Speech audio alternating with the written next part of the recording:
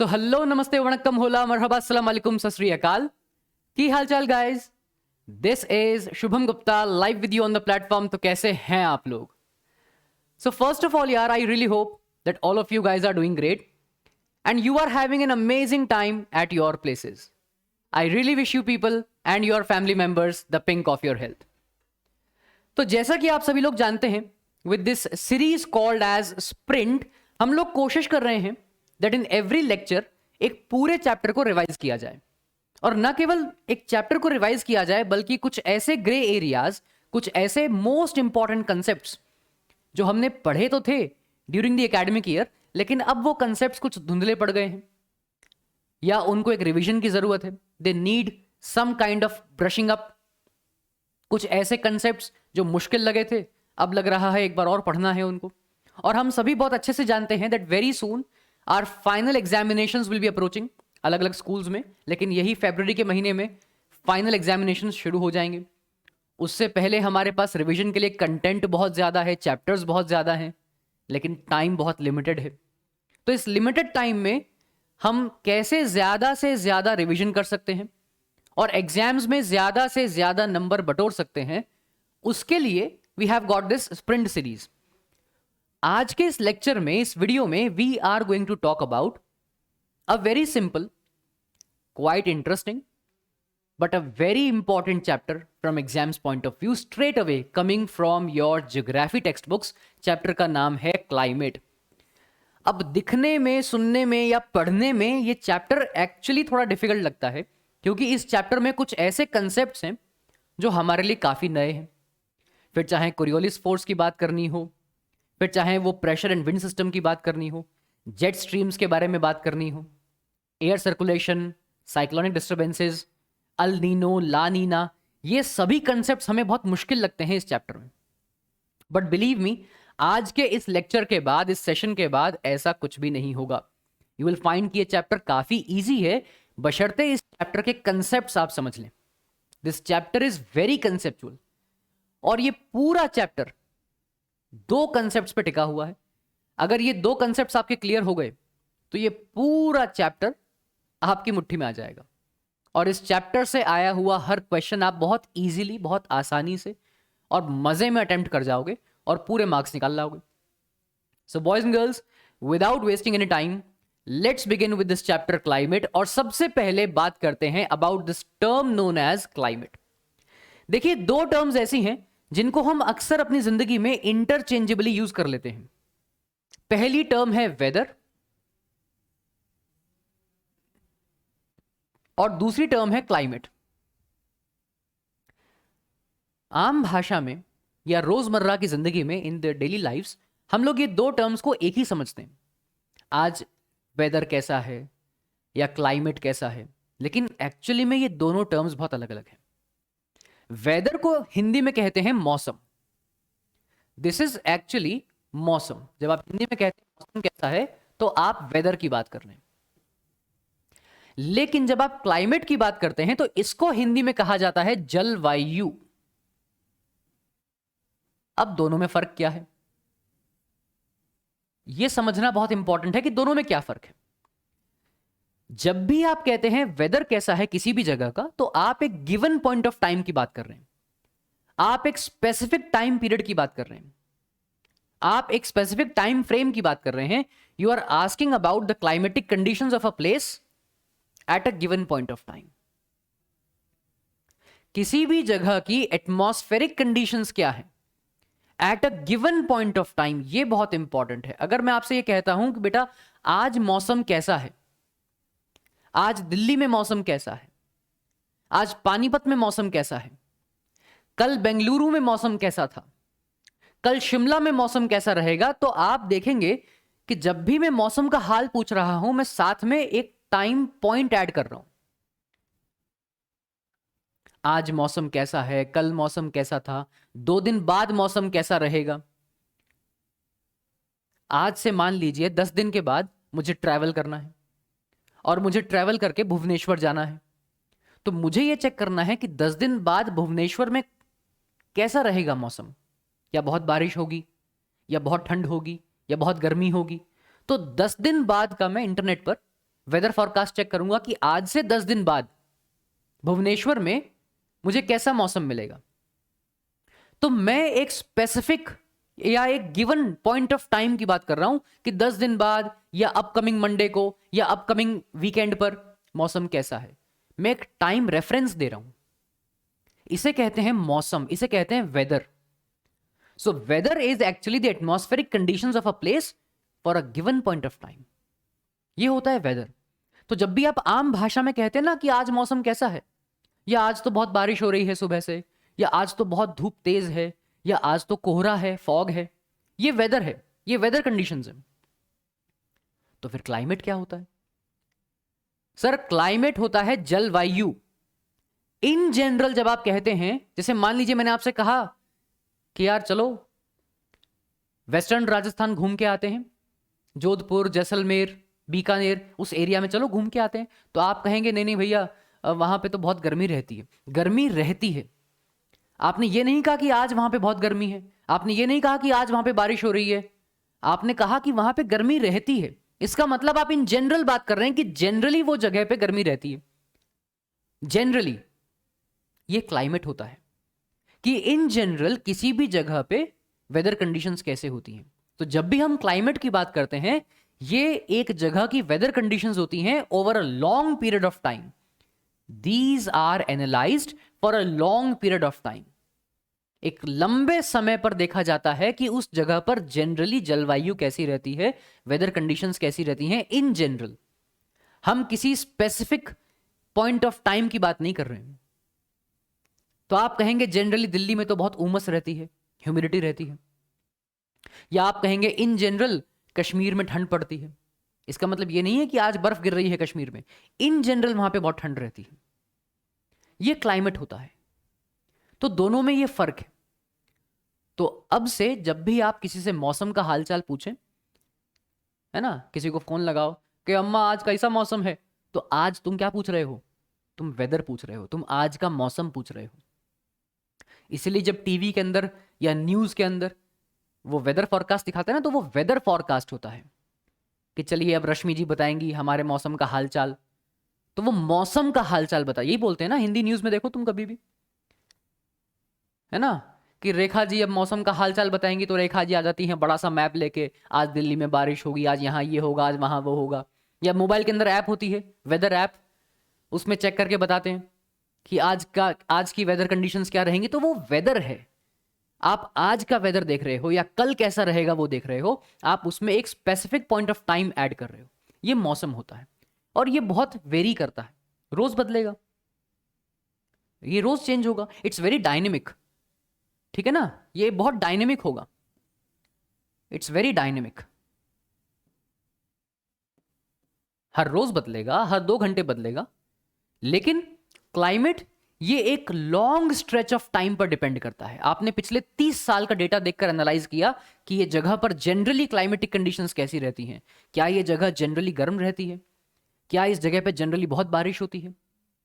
अब आपने कह दिया कि Mawsynram it's the wettest place, बहुत बारिश होती है, तो इसका मतलब ये नहीं है कि आज बहुत बारिश हो रही है, इन जनरल।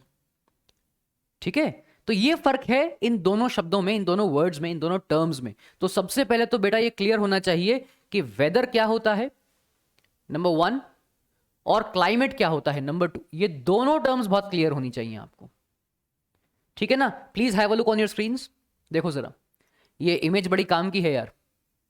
एक तरफ वेदर है, एक तरफ क्लाइमेट है। वेदर को क्या कह रहा है वो? शॉर्ट टर्म के लिए। देखो जरा ध्यान से, शॉर्ट टर्म, शॉर्ट है ना, शॉर्ट टर्म। ये देखिए,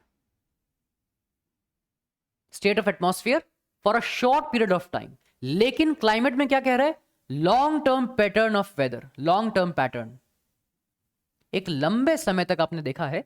तो इन जनरल हम इसमें 25-30 साल का डेटा देखते हैं। ये बहुत डायनेमिक है, रोज चेंज होगा। तो ये दोनों में फर्क है। The difference between weather and climate, ये दोनों का फर्क आपको पता होना चाहिए। It should be very clear to you. Chapter की शुरुआत यहीं से होती है।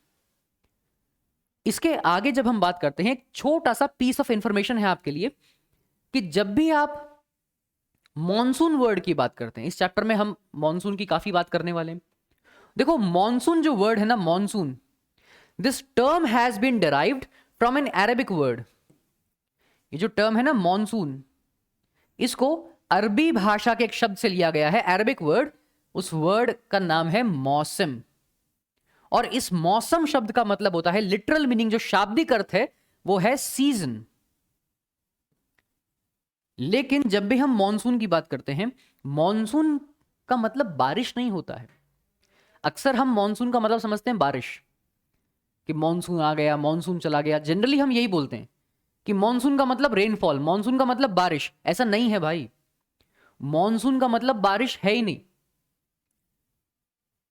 तो हम इसको थोड़ा सा गलत तरीके से यूज कर लेते हैं कि जब भी हमें बात करनी है बारिश आने वाली है तो हम कहते हैं इंडिया में मॉनसून आ गया है, इंडिया से मॉनसून चला गया है। मॉनसून शब्द का एक्चुअली मतलब है seasonal reversal in wind direction. Seasonal reversal in wind direction, यह है मॉनसून का मतलब। अब इसका सिग्निफिकेंस क्या है या इसका क्या मायने हैं, ये हम समझेंगे in the upcoming topics of this chapter. जब हम इंडियन मॉनसून का मैकेनिज्म समझेंगे तब इसका एक्चुअल मतलब समझ में आएगा कि ये क्या कहना चाह रहा है। जब इस फ्रेज को हम देखते हैं seasonal reversal in wind direction, वो वहां पे एकदम क्लियर हो जाएगा। तो इसको प्लीज होल्ड करके रखिएगा अपने अंदर ही, ठीक है ना। चलो अब थोड़ा सा आगे बढ़ते हैं। Now let's talk about the climatic controls. जब भी हम वेदर की बात करते हैं या क्लाइमेट की बात करते हैं, ऐसे क्या फैक्टर्स हैं जो किसी भी जगह के क्लाइमेटिक कंडीशंस को इन्फ्लुएंस कर सकते हैं। इंडिया में या दुनिया में जब हम अलग अलग जगहों की बात करते हैं, हर जगह की अपनी क्लाइमेटिक कंडीशंस हैं, अपनी जलवायु है। तो वो क्या ऐसे फैक्टर्स हैं जो उस जगह की क्लाइमेटिक कंडीशंस को इन्फ्लुएंस कर रहे हैं। तो ऐसे कुछ फैक्टर्स की हम बात करते हैं, ऐसे कुछ क्लाइमेटिक कंट्रोल्स की बात करते हैं। तो देखिए, पहला क्लाइमेटिक कंट्रोल है latitude. The first climatic control is latitude, number 1, पहला क्लाइमेटिक कंट्रोल। हम बहुत अच्छे से जानते हैं कि जो अर्थ है ये स्क्वायरिश नहीं है शेप में, ये कर्व्ड है ना। पहले तो बचपन में पढ़ाते थे कि जो अर्थ है वो स्फेरिकल शेप की है, लाइक अ बॉल। लेकिन धीरे धीरे जब हम बड़े होते हैं तो पता लगता है कि अर्थ स्फेरिकल नहीं है, जियोइड शेप में है। जियोइड, ऊपर से ये दबी हुई है, फ्लैटेंड है, और साइड से बल्ज्ड आउट है ना। ऐसा कुछ शेप है अर्थ का, कुछ इस तरह से है ना अर्थ। ऊपर से इट्स क्वाइट फ्लैट और साइड से ये थोड़ा सा बल्ज्ड आउट है। कुछ इस तरह की शेप है अर्थ की, ठीक है ना। अर्थ की शेप कुछ इस तरह की है। तो जब भी हम अर्थ की बात करते हैं, अब क्योंकि ये कर्व्ड है, इसका एक अपना एक कर्वेचर है ना। तो बेसिकली इस कर्वेचर की वजह से हम अच्छी तरह जानते हैं, बिकॉज ऑफ दिस कर्वेचर हर जगह पर जो सन रेज हैं वो यूनिफॉर्मली डिस्ट्रीब्यूटेड नहीं है। जो इंसोलेशन है, जो इनकमिंग सोलर रेडिएशन है, जो सन रेज आ रही हैं वो हर जगह पर बराबर नहीं आ रही है। जो एरियाज इक्वेटर के नजदीक हैं, ये इक्वेटर है 0 डिग्रीज पर, जो एरियाज इक्वेटर के नजदीक हैं यहां पर तो सूरज की किरणें डायरेक्टली आ रही हैं। ये पढ़ा है हमने, जानते हैं बहुत अच्छे से। यहां पर जो सन रेज का, यहां पर जो इनकमिंग सन रेज हैं वो डायरेक्टली आ रही हैं, ज्यादा गर्मी होगी इस जगह पर। लेकिन जितना दूर आप जाते जाएंगे, टुवर्ड्स द पोल आप जाएंगे, चाहे नॉर्थ पोल की तरफ जाएं या साउथ पोल की तरफ जाएं, आप जितना इक्वेटर से दूर जाएंगे, जो सन रेज हैं वो एक एंगल पे जाएगी, वो उसके ऊपर सीधा नहीं जाएगी, ऐसे एक एंगल पे जाएगी, ठीक है ना। तो इन एरियाज में हीट कम होगी, सूरज की गर्मी कम पड़ेगी। तो आप अर्थ पे किस लैटिट्यूड में आते हैं, क्या आप इक्वेटर के नजदीक हैं या इक्वेटर से दूर हैं, इस पर डिपेंड करता है कि उस एरिया में टेम्परेचर कैसा होगा। तो जो कंट्रीज या वो एरियाज जो इक्वेटर के बहुत नजदीक हैं वहां पर गर्मी बहुत पड़ती है। हमने पढ़ा है ना इक्वेटोरियल क्लाइमेटिक कंडीशंस। तो इक्वेटोरियल, इक्वेटर को हिंदी में कहते हैं भूमध्य रेखा। जो बच्चे हिंदी मीडियम से हैं तो इक्वेटर बेटा भूमध्य रेखा की बात कर रहा हूं। तो जो एरियाज इक्वेटर के बहुत नजदीक हैं वहां पे गर्मी बहुत ज्यादा पड़ती है, क्योंकि सूरज की जो किरणें हैं, जो सन रेज हैं, वो वहां पे डायरेक्टली आ रही हैं, सीधी आ रही हैं। तो उन एरियाज में गर्मी बहुत ज्यादा है ना। So if you are living near equator तो गर्मी बहुत ज्यादा है, लेकिन जैसे जैसे आप इक्वेटर से दूर जाएंगे, the moment you start moving towards the pole, जैसे जैसे आप टूवर्ड्स पोल जाएंगे, नॉर्थ पोल या साउथ पोल, वैसे वैसे ये सूरज की किरणें they will fall eight an angle, गर्मी कम होती जाएगी, टेम्परेचर विल डिक्रीज, है ना। तो पहला क्लाइमेटिक कंट्रोल हुआ लैटिट्यूड, नंबर 1। इसी तरह से दूसरा क्लाइमेटिक कंट्रोल है ऑल्टीट्यूड। ऑल्टीट्यूड का आसान भाषा में मतलब है हाइट, ऊंचाई, समुद्र तल से ऊंचाई, height from the sea level. आप जितना ऊंचाई पे जाएंगे टेम्परेचर कम होता जाएगा। इसलिए अगर आप प्लेन्स में हैं तो गर्मी ज्यादा मिलेगी, मैदान में जैसे नॉर्दर्न प्लेन्स गर्मी ज्यादा रहेगी। लेकिन जैसे जैसे आप पहाड़ पर जाएंगे, हिल स्टेशंस पर जाएंगे, आपको ठंडक मिलेगी, ठीक है ना। तो जैसे जैसे हाइट बढ़ेगी टेम्परेचर कम होगा। Increase in height, increase in altitude, decrease in temperature. इसका मतलब यह हुआ कि temperature and height are inversely proportional. अगर साइंस की भाषा में बात करें तो altitude and temperature they are inversely proportional. अगर हाइट बढ़ेगी तो टेम्परेचर कम होगा, अगर हाइट कम होगी तो टेम्परेचर बढ़ेगा, ऐसा कह सकते हैं। इसीलिए हिल एरियाज में या हिल स्टेशंस पर आपको गर्मियों में भी ठंडक का एहसास होगा, ठीक है। एग्जाम में क्वेश्चन बन जाता है बाबू, यहां से ये क्वेश्चन बन जाता है ऐसे ऐसी जगहों से, इसको हल्के में मत लीजिएगा। एग्जामिनर सीधा पूछ लेगा गिव रीजन वाई, एक क्वेश्चन बनाएगा गिव रीजंस, नीचे 2-3 क्वेश्चन पूछ लेगा आपसे। Give reason why hill stations are cooler during the summers as compare to the plains, as compare to the coastal areas. क्यों गर्मियों में भी हिल स्टेशंस पर ठंडक होती है मैदान या प्लेन्स के मुकाबले? तो बताना पड़ेगा altitude. Altitude is a climatic control and it's inversely proportional to temperature. किसी भी जगह का ऑल्टीट्यूड बढ़ेगा तो एटमॉस्फेरिक जो एटमॉस्फेयर है वो डेंसिटी कम हो जाएगी, टेम्परेचर कम होगा। लेकिन अगर नीचे आएंगे, हाइट कम हो जाएगी तो टेम्परेचर बढ़ जाएगा। तो पहला क्लाइमेटिक कंट्रोल है लैटिट्यूड, दूसरा क्लाइमेटिक कंट्रोल है ऑल्टीट्यूड, ठीक है। थर्ड, तीसरा क्लाइमेटिक कंट्रोल देखिए प्लीज, थर्ड वन, तीसरा है प्रेशर एंड विंड सिस्टम। अब सर ये तो सारा खेल है, पूरे क्लाइमेट चैप्टर का ये तो कोर है, core, pressure and wind system. इसकी डिटेल में हम बात करेंगे आगे चलकर। ये थर्ड क्लाइमेटिक कंट्रोल है, तीसरा प्रेशर एंड विंड सिस्टम। जिसके समझ में विंड सिस्टम आ गया ना, समझ लो पूरा क्लाइमेट चैप्टर उसके समझ में आ गया, पूरा क्लाइमेट चैप्टर। कैसे यार? सिंपल सी बात है, देखो अभी के लिए मैं एक लाइन बोलता हूं कि बारिश किसकी वजह से होती है? बादल की वजह से। जो बादल है ना, रेन बियरिंग क्लाउड्स हैं, बादल की खास बात यह है कि उनके अंदर पानी तो बहुत होता है, लेकिन वो अपने आप नहीं चल सकते हैं। उनको ले जाने के लिए, लाने के लिए कुछ चाहिए, कुछ कैरियर चाहिए। बादल के पास बारिश है, पानी है, पानी होल्ड किया हुआ है बादल, लेकिन वो चल नहीं सकता, उसके पास पैर नहीं है, पंख नहीं है। उसको एक जगह से दूसरी जगह ले जाने के लिए कुछ मीडियम चाहिए, कुछ कैरियर चाहिए, और वो कैरियर होती है हवा, विंड। जहां जहां हवा जाएगी वो अपने साथ बादलों को लेकर जाएगी। हवा ऐसे जाएगी तो बादल भी ऐसे जाएंगे, हवा ऐसे आएगी तो बादल भी आ जाएंगे, जहां रुक जाएंगे वहां बरस जाएंगे। वो गाना नहीं सुने हो, जहां मैं जाती हूं वहीं चले आते हो? वो इसी पे लगता है सर, वो इसी पे लगता है। वो हवा गा रही है बादलों के लिए कि जहां मैं जाती हूं वहीं चले आते हो, ठीक है ना। अरे किताबों से नहीं सीख पा रहे हो, गानों से सीख लो, फिल्मों से सीख लो। किसने कहा है कि सीखने के लिए सिर्फ किताबें जरूरी हैं? नहीं है, नहीं है सर। किसने कहा है कि सीखना है तो किताबें ही पढ़ना जरूरी है? कोई जरूरी नहीं है।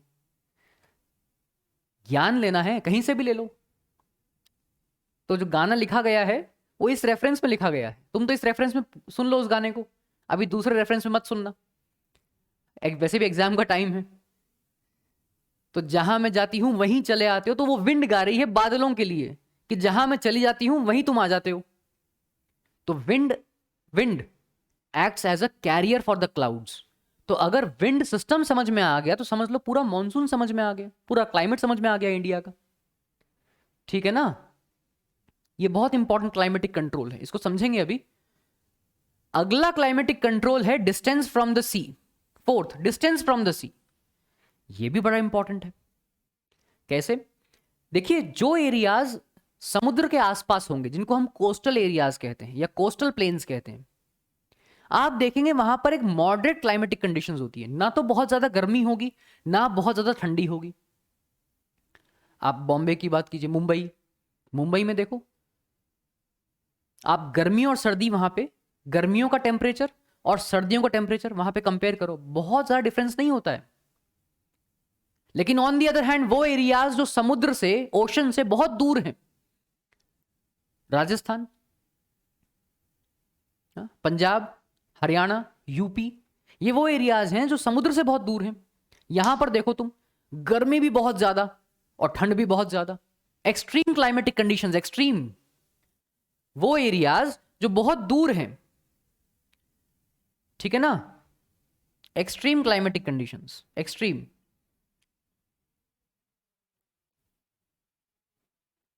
अब अगर आप राजस्थान की बात करें, वेस्टर्न राजस्थान, थार डेजर्ट जिसको हम कहते हैं, थार डेजर्ट में गर्मियों में टेम्परेचर जाएगा अबव 50 डिग्री सेल्सियस, 51, 52, और सर्दियों में 1 डिग्रीज, 0.5, 2 डिग्रीज ये टेम्परेचर आ जाएगा। कितना डिफरेंस है, गर्मियों में 50 पहुंच जा रहा है, सर्दियों में 1 डिग्री पे आ जा रहा है। लेकिन वो एरियाज जो समुद्र के आसपास के एरियाज हैं, उन एरियाज में आप देखोगे ज्यादा डिफरेंस ही नहीं है। उन एरियाज में यू विल रियलाइज कि गर्मियों में टेम्परेचर है 30, 32, और सर्दियों में 22, 23, बस इतना ही डिफरेंस है। इसे कहते हैं मॉडरेट क्लाइमेटिक कंडीशंस। आपको वहां पर मॉडरेटिंग इंफ्लुएंस मिलेगा, मॉडरेटिंग, वो एरियाज जो समुद्र के आसपास हैं। ठीक है ना? So the areas which are away from the sea, they experience extreme climatic conditions, very hot summers, very cool winters, और इसे कहा जाता है कॉन्टिनेंटलिटी। ये टर्म याद रखिएगा प्लीज, कॉन्टिनेंटलिटी, एग्जाम में पूछ लेगा, this is quite important. Continentality पता होना चाहिए। Those areas which are away from the sea, they experience extreme climatic conditions like very hot summers and very cold winters. This phenomena is known as continentality. ठीक है बेटा? तो पहला climatic control क्या था? लैटिट्यूड। दूसरा क्या था? Altitude, height. तीसरा प्रेशर एंड विंड सिस्टम। चौथा डिस्टेंस फ्रॉम द सी। अगला देखिए, पांचवा, फिफ्थ वन, पांचवा है ओशन करंट्स। ओशन, ये भी बहुत इंपॉर्टेंट है। ओशन करंट्स, पानी का बहाव समुद्र में या महासागर में, ये भी तो इंपॉर्टेंट है। अगर वार्म ओशनिक करंट है, अगर जो सरफेस वाटर है वो गर्म है, तो उसके आसपास की हवा भी गर्म हो जाएगी। और अगर कोल्ड ओशनिक करंट है, ठंडा पानी बह रहा है, तो आसपास की हवा भी ठंडी होगी। ओशन करंट्स, ये भी बहुत इंपॉर्टेंट है। ओशन करंट्स भी कोस्टल एरियाज की क्लाइमेटिक कंडीशंस को इन्फ्लुएंस करते हैं। ओशन करंट्स डिपेंड करता है वार्म ओशनिक करंट है या कोल्ड करंट है। वार्म ओशनिक करंट होगा, आसपास की हवा को, आसपास के मौसम को गर्म करेगा। कूल ओशन करंट होगा तो आसपास की हवा को ठंडा कर देगा। ओशन करंट्स, ये फिफ्थ है, fifth. And the last but very important one, sixth, relief, topography.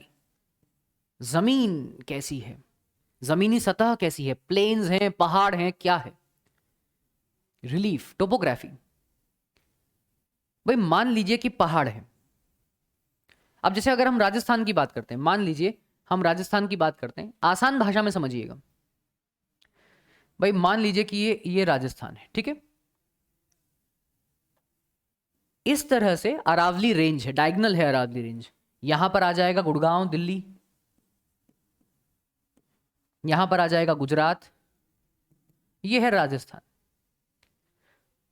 ये जो अरावली रेंज है ना, ये राजस्थान को बिल्कुल दो ऑपोजिट ज्योग्राफिकल कंडीशंस में डिवाइड कर देता है, बिल्कुल दो ऑपोजिट। समझो कैसे? जब रेन बियरिंग विंड्स आती हैं या बादल आते हैं तो यहां से ऐसे निकल जाते हैं, इधर नहीं आ पाते इस एरिया में। क्यों? क्योंकि बीच में अरावलीज हैं। समझ रहे हो ना? ये जो विंड्स है ना, जो रेन बियरिंग क्लाउड्स को लेकर जो हवा जा रही है, जिसको मॉनसून विंड्स कहते हैं, ये इस तरह से निकल जाती है। तो ये जो एरिया है, यहां पर तो बारिश होती है, यहां पर तो बारिश होती है। उदयपुर है, कोटा है, राजसमंद है, पाली है, झालावाड़ है, भरतपुर, ये जो एरिया है यहां पे तो बारिश होती है। लेकिन ये जो एरियाज हैं जहां पे मैंने क्रॉस बना दिया है, बीकानेर, जोधपुर, जैसलमेर, बाड़मेर, यहां बारिश नहीं हो रही है। इसे कहते हैं rain shadow area. Rain shadow, पहाड़ के एक तरफ तो बारिश हो गई लेकिन दूसरी तरफ वो रेन बियरिंग क्लाउड्स जा ही नहीं पाए, उसे बोलेंगे रेन शैडो। तो पहाड़ आ गया बीच में। ये पहाड़ यहां पर नहीं होता ना, तो यहां पर ये डेजर्ट नहीं होता बेटा, यहां पर भी पूरी बरसात होती, क्योंकि बीच में ये अरावलीज आ गई। तो किसी भी जगह का रिलीफ कैसा है ये भी बहुत इंपॉर्टेंट है। देखो जैसे ये पहाड़ आ गया ना, तो इसमें देखोगे आप कि यहां पर तो बारिश हो रही है लेकिन यहां पर कोई बारिश नहीं हो रही है, ये रेन शैडो एरिया है। This is very important to understand. Relief plays a very important role in deciding the climatic conditions of a place. तो ये इन टोटल 6 क्लाइमेटिक फैक्टर्स हैं जो आपको पता होने चाहिए। सबसे पहला लैटिट्यूड, दूसरा ऑल्टीट्यूड, तीसरा pressure and wind system, pressure and wind system, चौथा डिस्टेंस फ्रॉम द सी, पांचवा ocean currents, and six relief. ये 6 climatic controls, you should know about them. Exam में सीधा पूछ भी सकता है, सिर्फ नाम भी पूछ सकता है, सीधा पूछ लिया, right the names of 6 climatic controls, आप बता दीजिए। ठीक है, एग्जामिनर के पॉइंट ऑफ व्यू से सोचो कि क्या पूछ सकता है। समझ रहे हो? क्लियर है ना? It should be very clear. चलिए अब थोड़ा सा आगे बढ़ते हैं, थोड़ा सा, and let's talk about Indian monsoon. और इंडियन मॉनसून में let's talk about the factors which influence Indian monsoon. यहां पर समझेंगे कि किस तरह से वो प्रेशर एंड विंड सिस्टम है ना, या जिन 2 कंसेप्ट्स की मैं बात कर रहा था वो यहां पे समझेंगे। देखो सबसे पहला कंसेप्ट मैं आपको बताता हूं, पहले समझिएगा। कंसेप्ट पे पकड़ बनाओ, कंसेप्ट पे, है ना? ऑलवेज कमांड द कंसेप्ट्स, वरना रटते रहोगे बैठकर, क्लाइमेटिक कंट्रोल भी रटते रहोगे, ये फैक्टर्स रटते रहोगे, और फिर पूछते रहोगे कि यार वो मास्टर बताया था ITCZ, क्या था पता नहीं यार, कुछ कुछ बताया तो था। नहीं पापा, वो टीचर अच्छा नहीं था, ढंग से नहीं पढ़ाता। कभी कभार क्या होता है कि पूरा साल दिक्कत नहीं आती है, जब एग्जाम में 15 दिन रह जाते हैं और पूछते हैं फिर पिताजी या माँ पूछती है कि बेटा अब तो पेपर आ रहे हैं, पढ़ लिया है सब? हाँ जैसा तैयारी है दे आएंगे, पढ़ लिया है, ज़्यादा का उम्मीद मत रखिएगा। क्यों? पूरा साल ट्यूशन गए हो यार। नहीं वो ज्योग्राफी वाली मैडम अच्छी नहीं है, वो अच्छे से नहीं पढ़ाई ज्योग्राफी। तो पूरा साल क्या आलू बो रहे थे खेत में? कोई टीचर अगर अच्छा नहीं भी पढ़ा रहा है या किसी टीचर का पढ़ाया हुआ समझ में नहीं भी आ रहा है, तो कितना दिन लगेगा पता करने में? 5 दिन, 10 दिन, 15 दिन, 20 दिन, चलो 1 महीना। 1 महीने में पता लग जाएगा कि जो टीचर पढ़ा रहा है वो समझ में आ रहा है या नहीं आ रहा है। 10 महीने, 9 महीने, 11 महीने बच्चे कुछ नहीं बोलेंगे, अब बहुत बहुत बढ़िया पढ़ा रहा है, बहुत मजा आ रहा है। और जब एग्जाम पास आने वाले होते हैं, नहीं वो इतना प्रैक्टिस नहीं करवाया टीचर, बस वो लिखवा दिए थे कॉपी के अंदर, बोले रट लो इसको, नहीं, वो बहुत लंबे लंबे आंसर लिखवा देती है मैडम, बस ऐसे ऐसे कॉपी के अंदर टिक लगवा देती है कि यहाँ से यहाँ तक याद कर लो। तो पूरा साल क्या कर रहे थे? आलू बो रहे थे। ठीक है, इसलिए कमांड बनाओ कंसेप्ट्स पे कि क्वेश्चन उठाकर कहीं से भी पूछ ले और तुम आंसर दे दो उसका। Concepts concepts are very important. Conceptually strong होना बहुत जरूरी है कि क्वेश्चन कहीं से पूछ ले। अब अगर तुम्हें 6 क्लाइमेटिक कंट्रोल क्लियर है, क्लियर कि लैटिट्यूड के चेंज होने से क्लाइमेटिक कंडीशंस पे क्या इफेक्ट पड़ेगा, तुम्हें अगर दिमाग में ये क्लियर है कि इक्वेटर के नजदीक जाएंगे तो सूरज की किरणें सीधी पड़ेंगी तो गर्मी बढ़ेगी, अगर पोल्स के नजदीक जाएंगे तो जो सन रेज हैं वो एक एंगल पे आएंगी तो वहां पर गर्मी कम हो जाएगी, टेम्परेचर कम हो जाएगा। दिमाग में कंसेप्ट अगर क्लियर है तो वो कुछ भी पूछ ले। Why the countries near equator are hotter as compare to the places near the pole. अब तुम्हें लगा यार ये तो याद ही नहीं करवाया था, ये तो एनसीईआरटी में नहीं है, लेकिन तुम्हें कंसेप्ट क्लियर है तो तुम लिख दोगे कि इक्वेटर पे सनरेज फॉल डायरेक्टली, इंसोलेशन ज्यादा है तो गर्मी बढ़ेगी, तुम लिख दोगे इसको। लेकिन जब फंडा क्लियर नहीं है, कंसेप्ट पे कमांड नहीं है, तो जितना रटा गया उतना रट लिया, कुछ भूलना था वो भूल भी गए और गरिया दिए मास्टर को, बेकार पढ़ाता है। नहीं, हमारा इंटरेस्ट नहीं है एसएसटी के अंदर रटने वाला। पापा अगले साल तो पीसीएम ही लेना है, जेई में जाना है, इसका क्या देख रहे हो? कंसेप्ट्स तो 2 कंसेप्ट हैं जो इस चैप्टर में याद रखने हैं। 2 कंसेप्ट याद रखने हैं इस चैप्टर के। पहला कंसेप्ट, पहला देखो ध्यान रखना, पहला कंसेप्ट देखिए, दिमाग में 2 बातें क्लियर रखिएगा। पहली बात, टेम्परेचर और प्रेशर, एटमॉस्फेरिक प्रेशर की बात कर रहा हूं, ये इनवर्सली प्रोपोर्शनल है। टेम्परेचर और एटमॉस्फेरिक प्रेशर, ये केमिस्ट्री का मैं नहीं बता रहा हूं, केमिस्ट्री के टीचर से आप पूछेंगे तो वो कहेगा टेम्परेचर और प्रेशर आपस में डायरेक्टली प्रोपोर्शनल है। टेम्परेचर बढ़ेगा तो गैस एक्सपैंड होगी, प्रेशर भी, टेम्परेचर बढ़ेगा प्रेशर बढ़ेगा, वो तो ये कहेगा। केमिस्ट्री के पॉइंट ऑफ व्यू से नहीं, मैं कह रहा हूं ये एटमॉस्फेरिक प्रेशर है ना, सिंपल प्रेशर नहीं। टेम्परेचर और pressure they are inversely proportional. Inversely कैसे, वो भी बात करेंगे। इनवर्सली प्रोपोर्शनल, ये है पहला कंसेप्ट।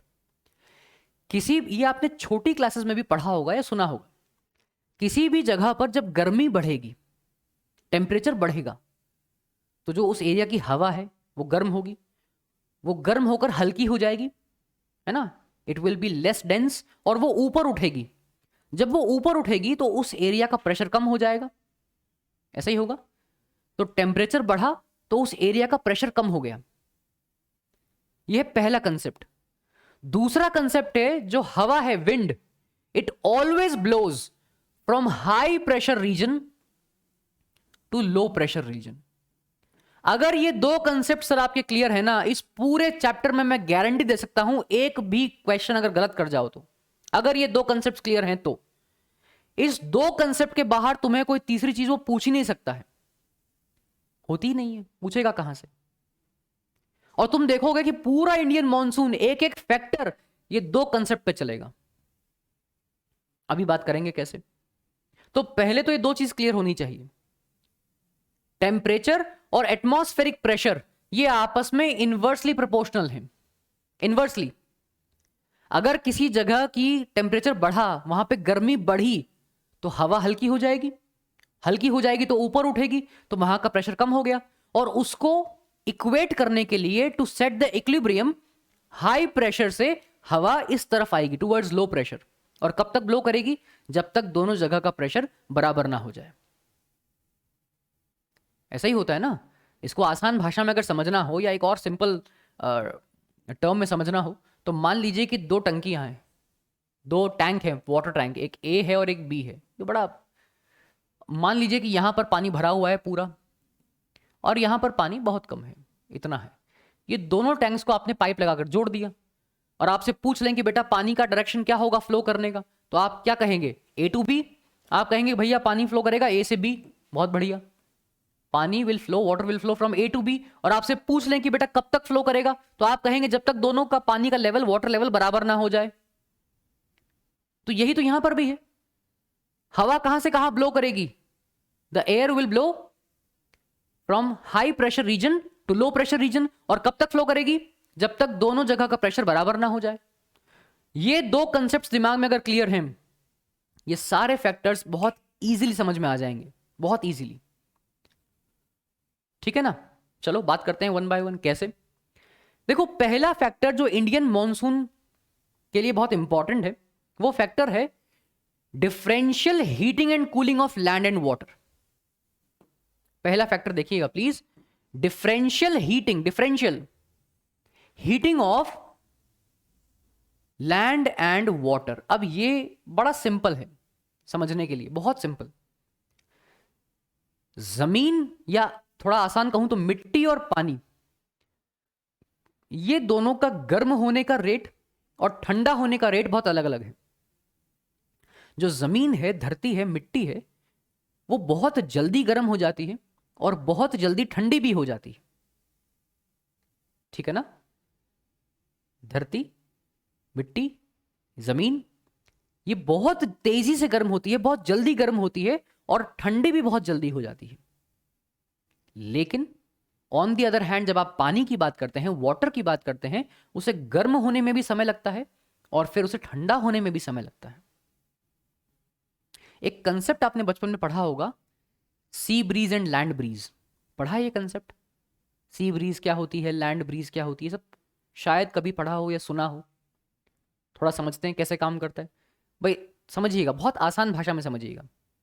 चलो यही समझ लेते हैं भाई। मान लो कि ये जमीन है, दिस इज लैंड। मैं लिख भी देता हूं,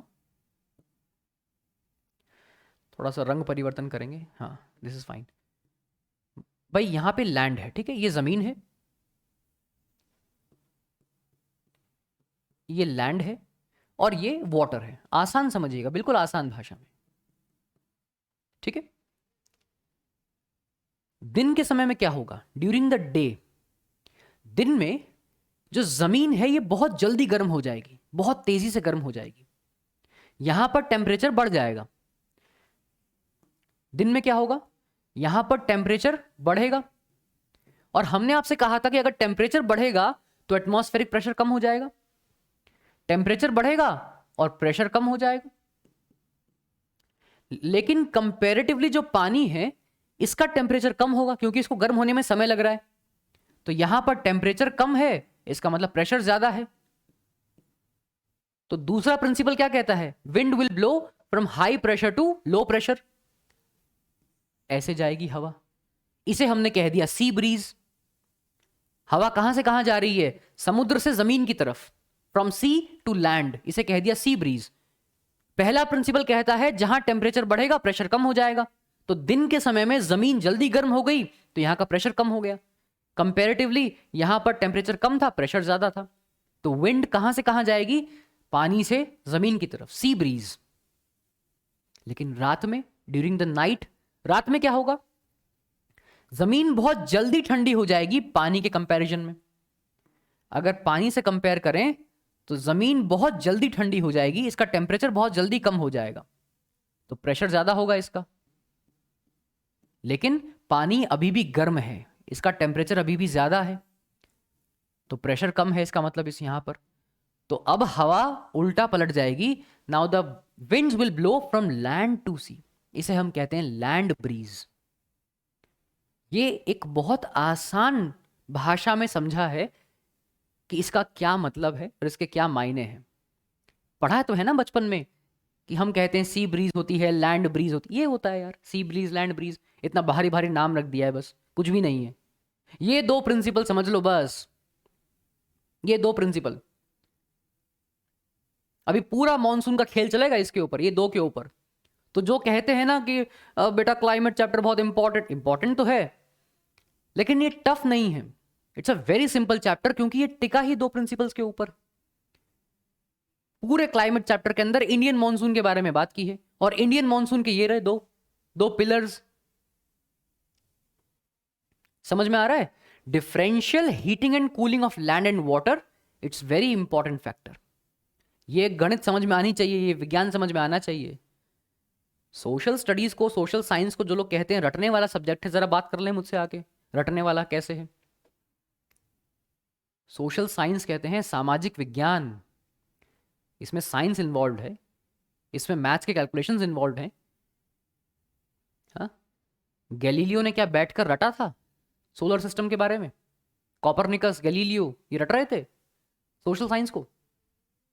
रटना नहीं है सर, समझना है, समझना है। ठीक है, पहला। दूसरा फैक्टर देखो, shift of ITCZ, inter tropical convergence zone. ITCZ, inter tropical convergence zone, पहले तो पता होना चाहिए ये होता क्या है। एक तो इसका फुल फॉर्म पता होना चाहिए, ITCZ। कभी कभार तो बच्चे सोचते हैं कि ITC तो वो बिस्कुट बनाने वाली कंपनी है।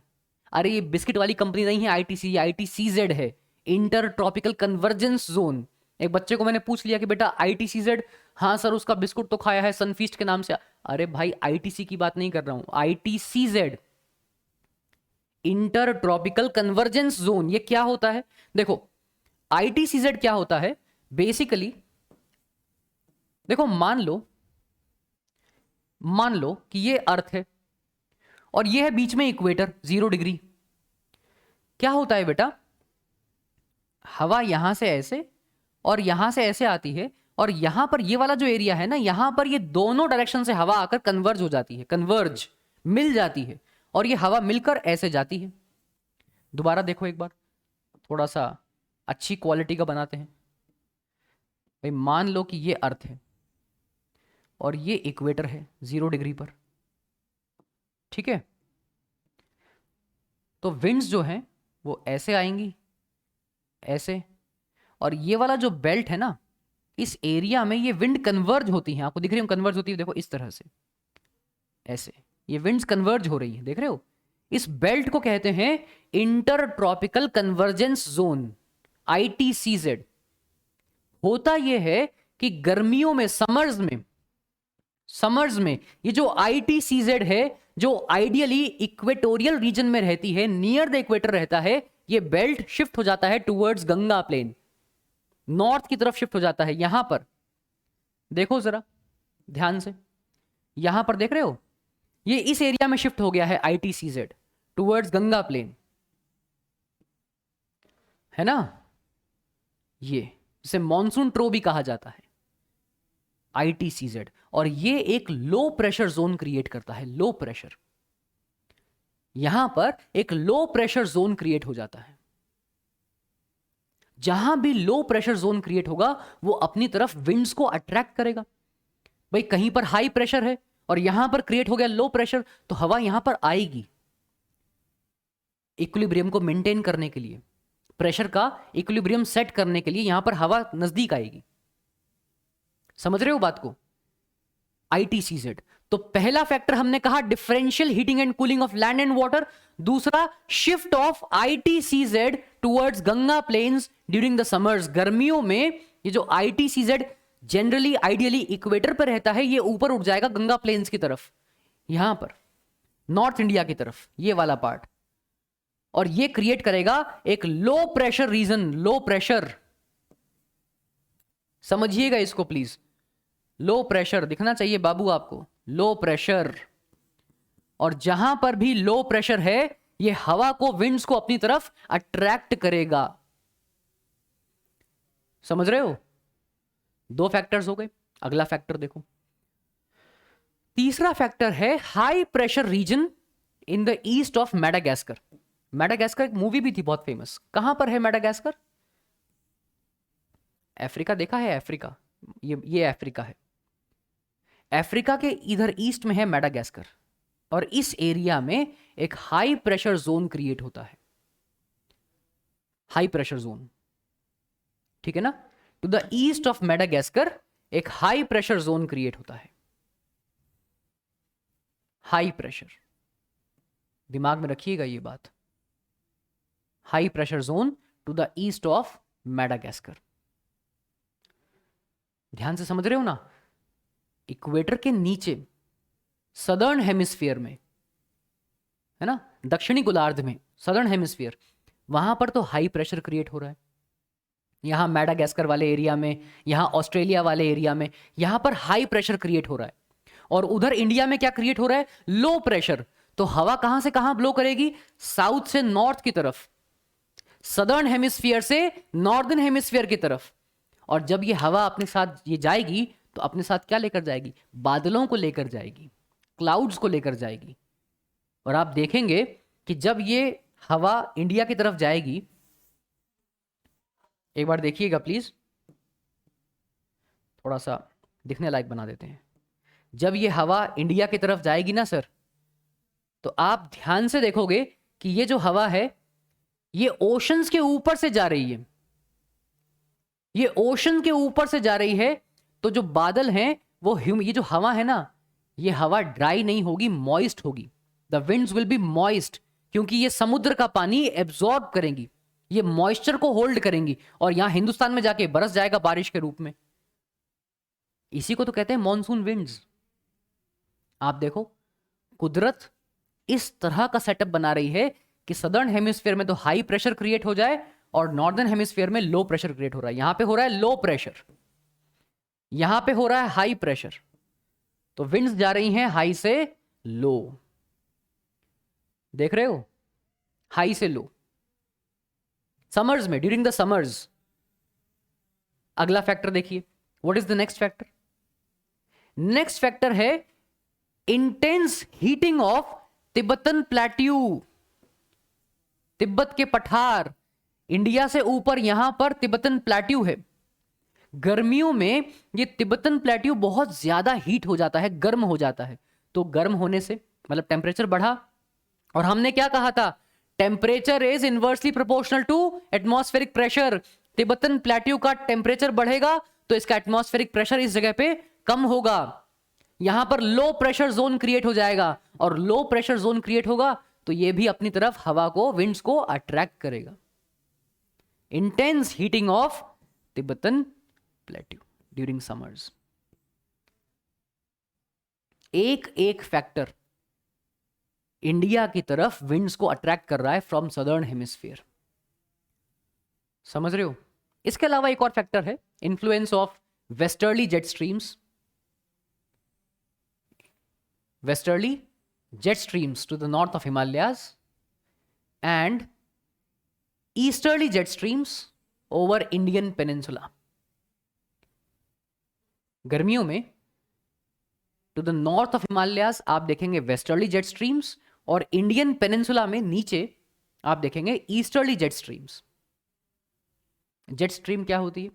एक आम भाषा में अगर समझना हो, जेट स्ट्रीम का मतलब है ये ऊंचाई पर, at greater heights, these are fast flowing winds.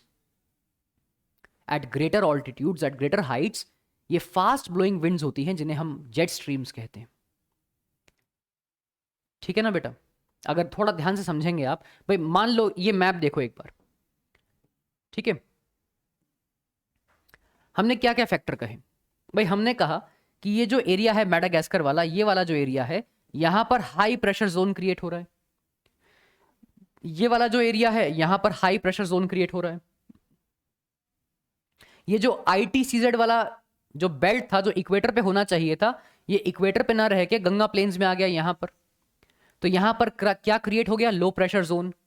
ये जो तिब्बतन प्लेट्यू है, यहां पर इंटेंस हीटिंग होती है, टेम्परेचर बढ़ता है, तो क्या बन गया? Low pressure zone. तो विंड्स कहां से कहां जाएंगी? हाई प्रेशर से लो प्रेशर की तरफ जाएंगी। और ये विंड्स आप देखो, ये पानी के ऊपर से जा रही हैं, they are blowing over the sea, over the ocean.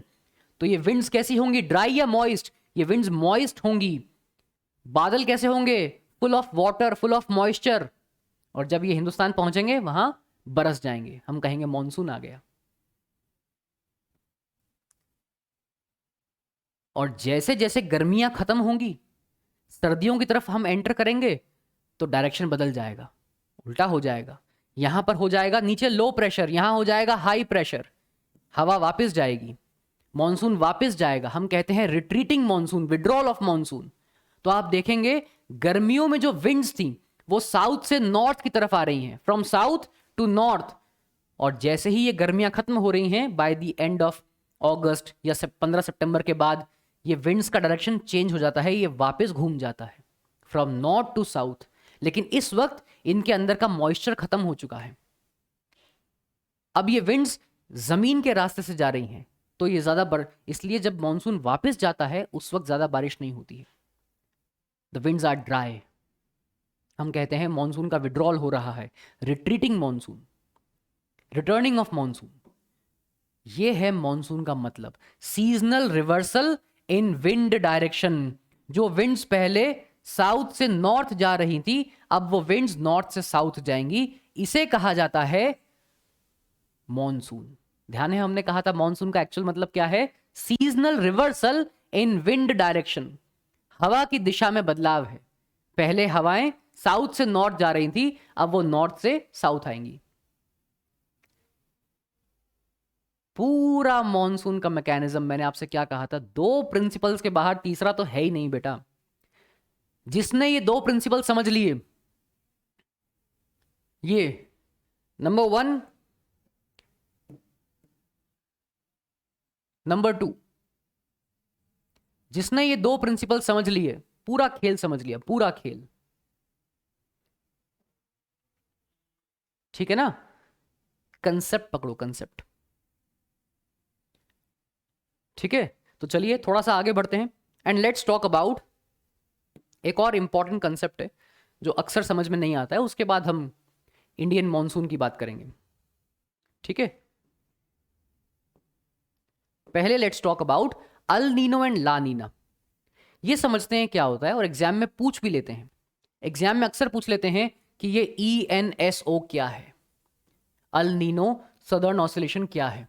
देखो समझो बात को, प्लीज ये मैप देखिएगा। ये पैसिफिक ओशन का मैप है। पैसिफिक ओशन के एक तरफ है नॉर्थ अमेरिका, नीचे है साउथ अमेरिका, दूसरी तरफ है एशिया और ऑस्ट्रेलिया। दिख रहा है आपको? इसको समझते हैं। चलिए देखो, ये जो पैसिफिक ओशन है, यहां पर इस जगह पर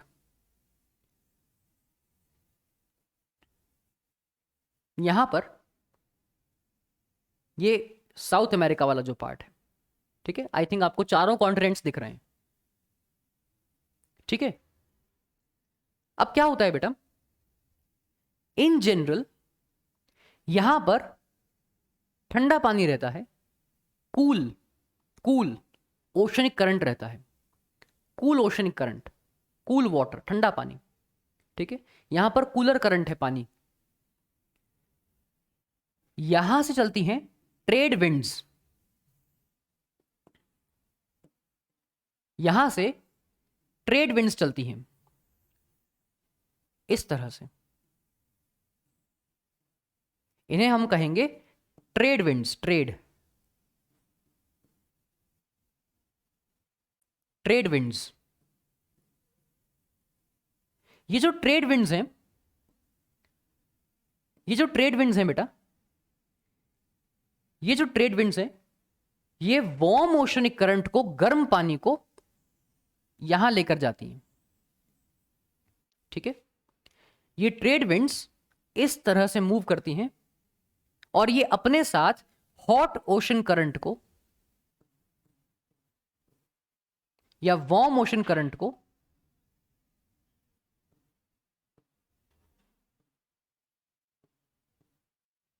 वार्म ओशन करंट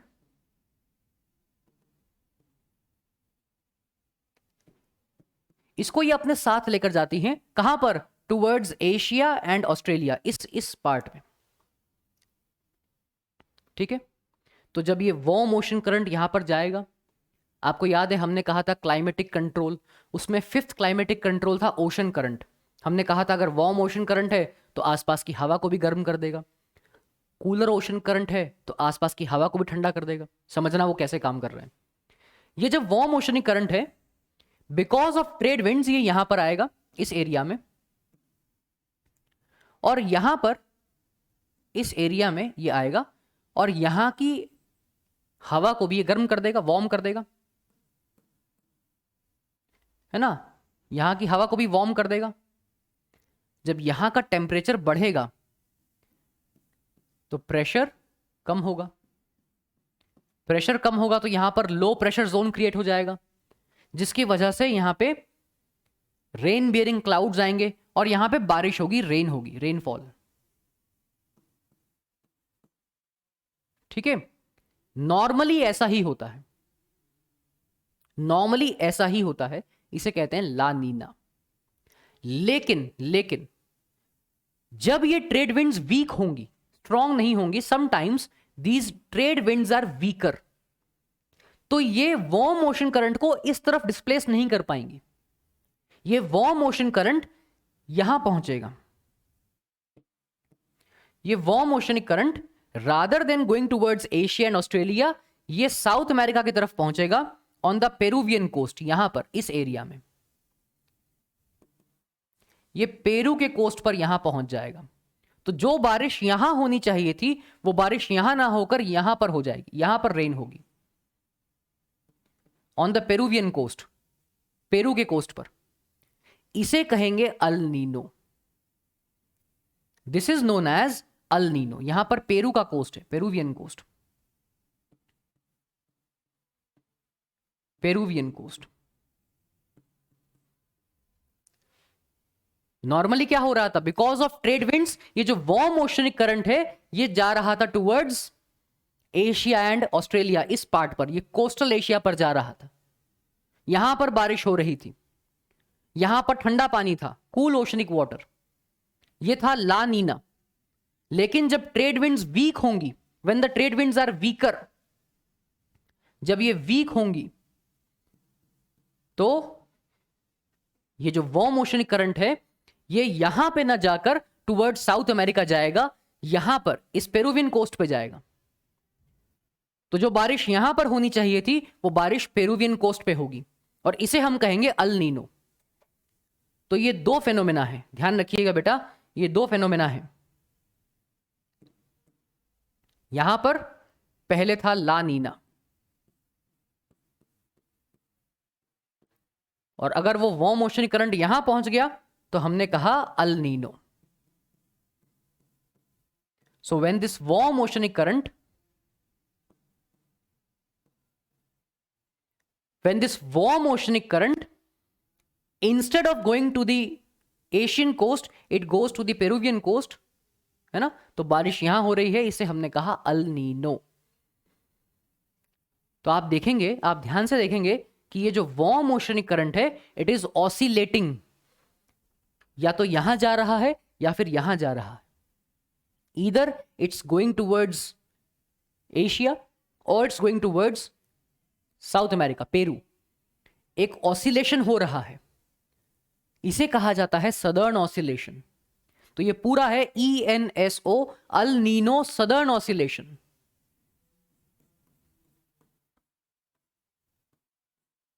ठीक है, तो ये दिमाग में क्लियर होना चाहिए, पूरा ये फंडा क्लियर होना चाहिए दिमाग के अंदर, समझ रहे हो? चलिए, now let's talk about the mechanism of Indian monsoon, कि इंडियन मॉनसून कैसे काम करता है, कैसे मॉनसून आता है, कैसे मॉनसून वापस जाता है, the advancing and retreating monsoon, या the onset and withdrawal of monsoon. देखो, जब भी हम मॉनसून की बात करते हैं ना, हिंदुस्तान में ये जो मॉनसून का टाइम पीरियड है ये लगभग 100 से 120 दिन का रहता है, 100 to 120 डेज, 100 से 120 दिन। Generally by the month of June India में बारिशें शुरू हो जाती हैं और 10-15 सितंबर तक ये रहता है। तो हम मानते हैं कि 100-120 दिन का टाइम ड्यूरेशन है for the monsoon to stay in India, for the monsoon winds to stay in India.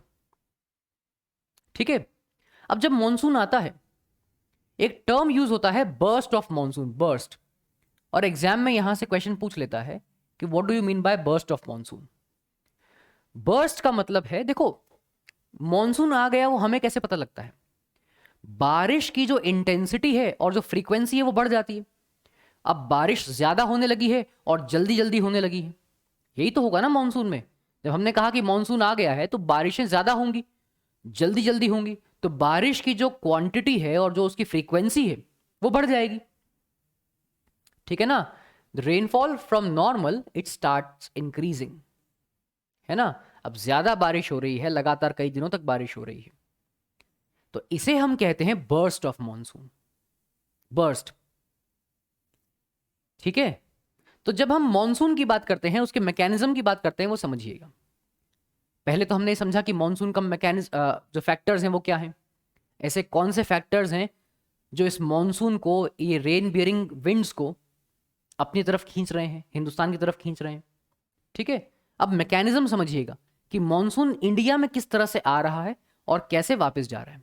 देखो ध्यान से देखिएगा please, please have a look.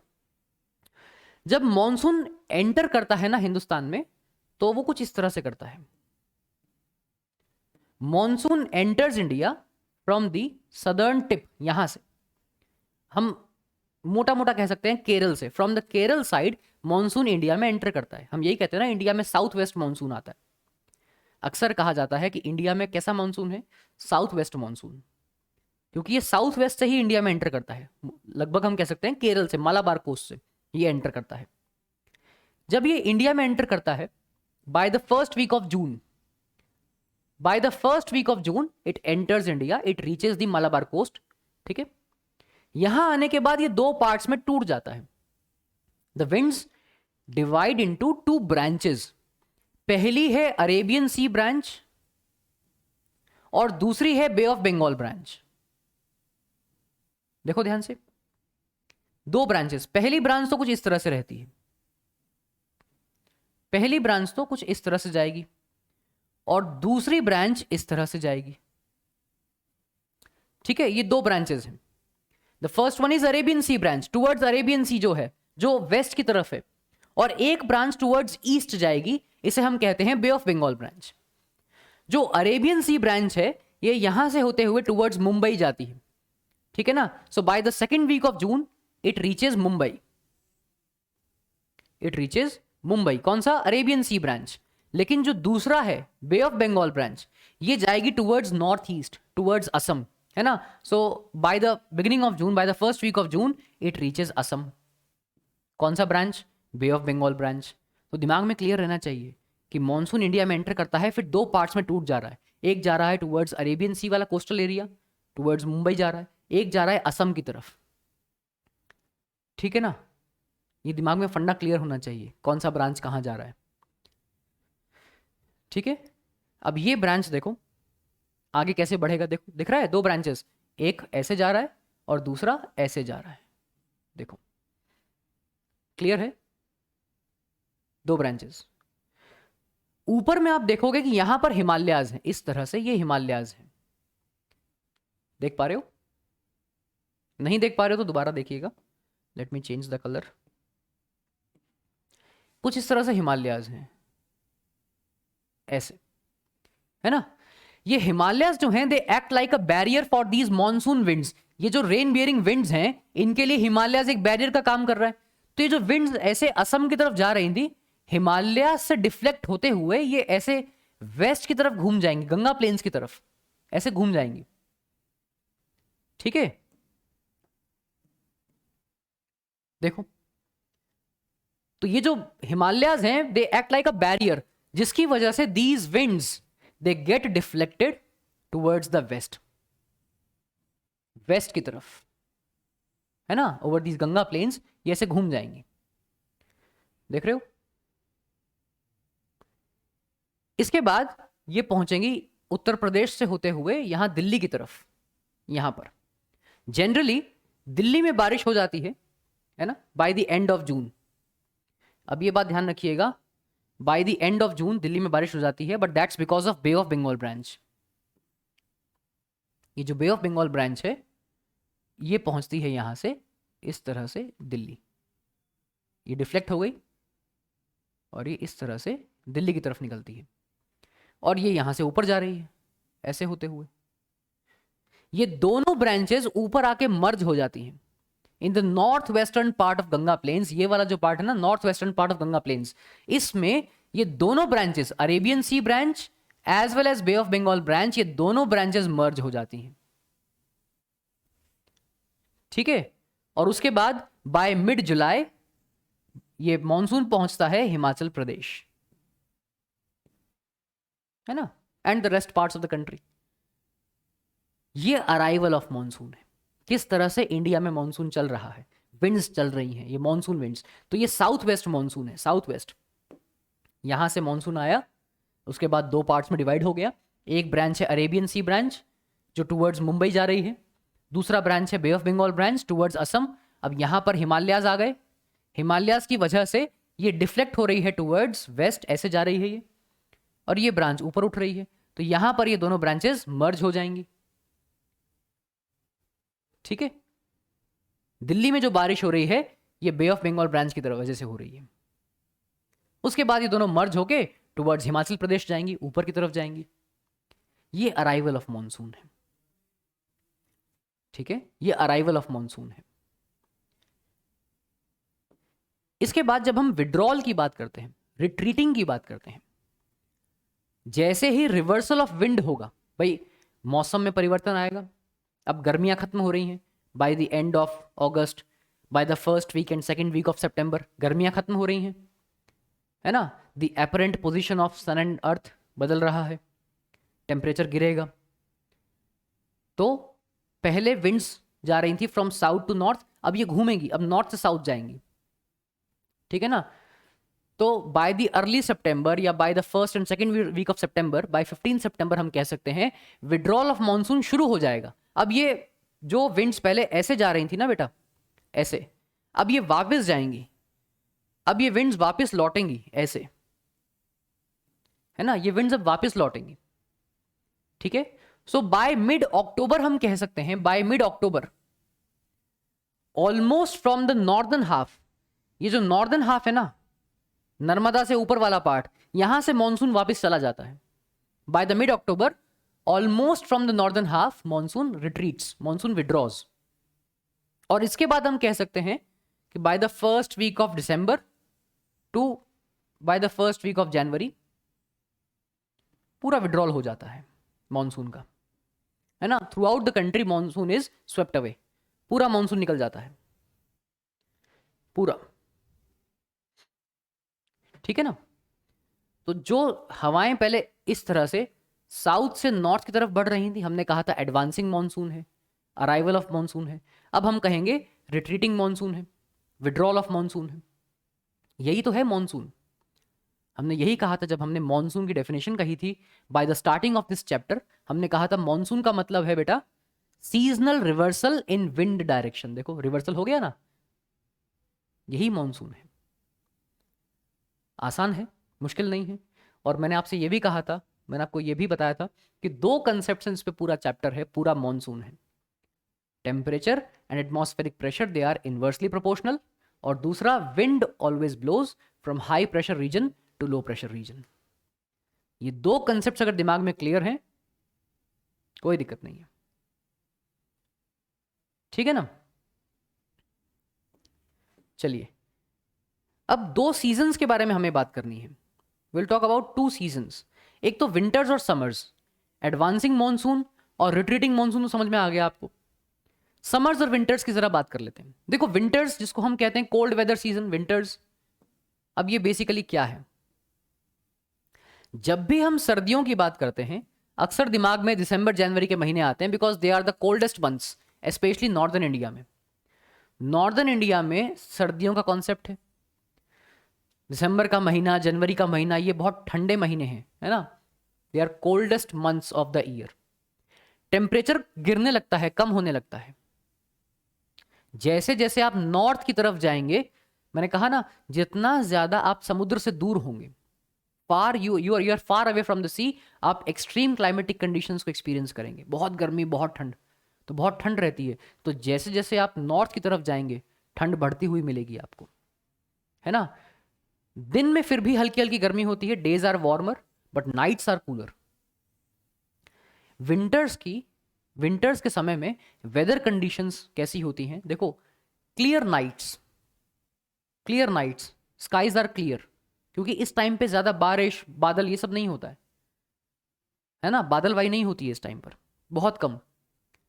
तो clear skies, days are warmer, nights are cooler, skies are clear, temperature गिरेगा, humidity बहुत कम हो जाती है। आप देखेंगे इस टाइम पे जो विंड्स होती है ना, winds, these winds are dry winds. गर्मियों में मॉइस्ट विंड्स होती हैं, ड्राई विंड्स। इवन जब मॉनसून लौटता है ना वापस, तो हवा के अंदर जो मॉइस्चर था, बादल के अंदर जो पानी था, वो बरस गया, वो बारिश हो चुकी है। अब जब वापस जा रहा है मॉनसून के विंड्स, तो वो ड्राई विंड्स हैं, और वो जो ड्राई विंड्स हैं वो अपने आसपास से मॉइस्चर को एब्जॉर्ब करने की कोशिश करेंगी। विंड्स आर ड्राई, इसीलिए सर्दियों में होठ फट जाते हैं, गाल फट जाते हैं, हाथ वाथ फटते हैं। देखे हो ना, सर्दी में हाथ वाथ कैसे हो जाते हैं, एकदम सफ़ेद सफ़ेद हो जाते हैं, लोगों के होठ फटते हैं, गाल फटते हैं, तो वो बढ़िया बढ़िया क्रीम लगाते हैं खूब। सर्दियों में आप देखोगे कि ज़्यादातर ये body lotion, moisturiser, face cream, इनके एडवर्टीजमेंट्स आते हैं सर्दियों में। गर्मियों में बहुत कम आएंगे, गर्मियों में तो अंदर से क्रीम निकल रही है पूरे शरीर पे। गर्मियों में ऑलरेडी तुम्हारे बॉडी से बहुत ऑयल निकल रहा है, पसीना निकल, कहाँ क्रीम लगाओगे। सर्दियों में बॉडी ड्राई हो जाएगी, क्योंकि जो जो आसपास की हवा है वो ड्राई है, वो हवा तुम्हारी बॉडी, तुम्हारी स्किन से मॉइस्चर को खींचेगी। तो तुम्हें क्या करेगा, बॉडी का मॉइस्चर मेंटेन रहे, स्किन का मॉइस्चर मेंटेन रहे, तो तुम ऊपर से कोई क्रीम लगाओगे, बॉडी लोशन लगाओगे, है ना। आजकल तो नया आ गया है मर्दों वाली क्रीम। अरे मर्दों वाली क्रीम का क्या मतलब है यार, बॉडी लोशन होता है, घी लगा लो, तेल लगा लो। पहले गांव में कौन सा बॉडी लोशन थे यार। होठ फटते थे तो मुझे आज भी याद है कि जब रोटी बनती थी, उस रोटी पर जो घी होता था, तो वही घी हम होठ पे लगा लेते थे, या रात को सोने से पहले दूध की मलाई लगा लेते थे चेहरे पर, ताकि चेहरा ना फटे, होठ ना फटे। आजकल तो मर्दों वाली क्रीम लगाइए, ये महिलाओं के लिए है, ये मर्दों के लिए है। माल बेचने के तरीके हैं, कुछ पागल बना रहे हैं, ठीक है ना, कुछ भी नहीं है। तो घर में रात को कोई नहीं देख रहा है भाई, तुम्हें रात को घी लगा लो, है ना, मलाई लगा लो, दूध की मलाई लेकर वो लगा, सबसे बढ़िया है, सबसे बेस्ट है। तो इसी टाइम पे सब ऐड आते हैं, इसी टाइम पर, क्योंकि हवा क्या है, ड्राई है, ड्राई विंड्स, ठीक है ना। हाँ, एक फैक्टर है यहां पर, वेस्टर्न साइक्लोनिक डिस्टर्बेंसेस। इस वजह से क्या होगा, सर्दियों में जो नॉर्थ वेस्टर्न इंडिया है, नॉर्थ वेस्टर्न इंडिया, यहां पर थोड़ी बहुत बारिश हो जाती है इस मौसम में। During winters north western India में थोड़ी बहुत बारिश हो जाती है, रेन। क्यों? Because of western cyclonic disturbances. अच्छा, ये विंटर सीजन बहुत इंपॉर्टेंट है एग्रीकल्चर पॉइंट ऑफ व्यू से भी, क्योंकि जो रबी क्रॉप्स हैं, ऐसे क्रॉप्स जिनको एक कूलर ग्रोइंग सीजन चाहिए, जैसे कि वीट, है ना, जैसे मस्टर्ड, रबी क्रॉप्स, रबी रबी की जो फसल है ना, रबी, गेहूं है, गेहूं, सरसों है, मस्टर्ड, ये रबी की फसल है। इसको एक कूलर ग्रोइंग सीजन चाहिए, ज्यादा बारिश नहीं चाहिए, हाई टेम्परेचर नहीं चाहिए, उनके लिए ये विंटर सीजन बहुत इंपॉर्टेंट है। और इस सीजन में, सर्दियों में जो बारिश होती है, उसे कहते हैं मावठ। यार कई बच्चे इसको महावत महावत करते हैं, महावत होता है हाथी चलाने वाला। एक मैडम पढ़ा रही थी स्कूल में, मैंने सुना उनको, तो kids these are known as mahawat. तो मैंने कहा मैडम महावत नहीं होता है, महावत बोलते हैं हाथी चलाने वाले को, ये होता है मावठ। It's a Hindi term, mawath. मावठ का मतलब होता है सर्दियों की बारिश, समझ गए, ये मावठ है, विंटर रेनफॉल, ठीक है। दूसरा जो सीजन है वो समर सीजन है, गर्मियां, गर्मियां।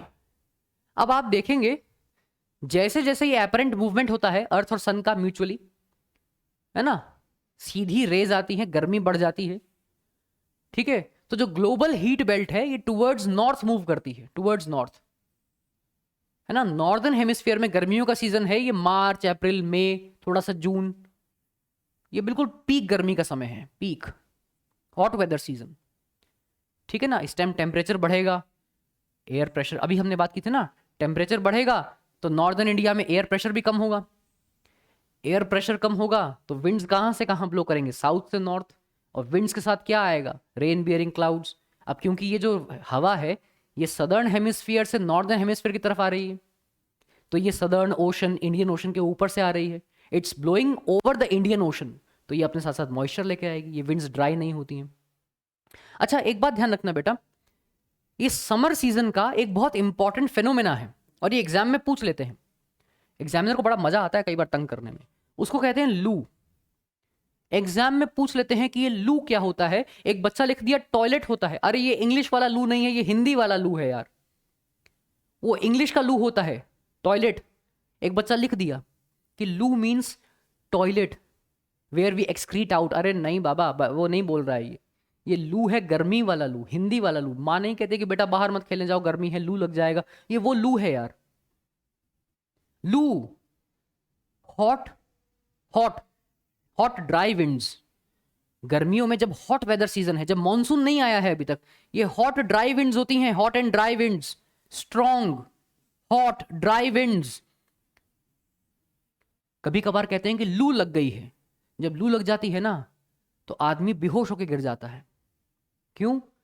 क्योंकि जो लू होती है वो ड्राई होती है। देखो जो भी ड्राई विंड होगी ना वो तुम्हारी बॉडी का मॉइस्चर खींचेगी, तुम्हारी बॉडी से वो पानी को खींचेगी, तो तुम्हारी बॉडी में पानी की कमी हो जाएगी। वो देखे थे एक पहले एक वो ग्लूकोज का ऐड आता था, उसमें वो बच्चे स्कूल से आ रहे हैं और उनके सर पर स्ट्रॉ लगा है, पाइप लगा है, और वो सूरज उनके अंदर से पानी खींच रहा है। फिर वो घर पे आते हैं तो माँ वो ग्लूकोज घोल के पिला देती है उन बच्चों को, फिर ठीक हो जाते हैं। देखा है वो ऐड? वो क्या दिखा रहा है? वो यही तो दिखा रहा है। और मैंने पहले भी कहा है कि सीखने का मतलब किताब नहीं है, सीख तो कहीं से भी सकते हो यार, टीवी से सीख लो, वेब सीरीज से सीख लो, कहीं से भी सीख लो। सीखने का कोई फिक्स सोर्स नहीं है कि किताब से ही सीख सकते हो।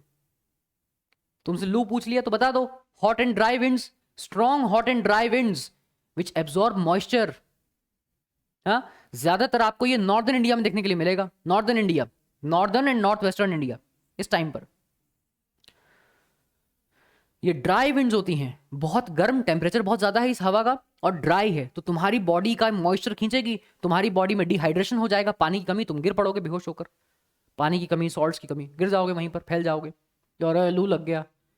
फिर तुम्हें ग्लूकोज घोल के पिलाया जाएगा, नींबू पानी पिलाया जाएगा, ज़्यादा ज़रूरत पड़ी तो अस्पताल में एडमिट करेंगे, ग्लूकोज की बोतल चढ़ा देंगे, वो यही करते हैं।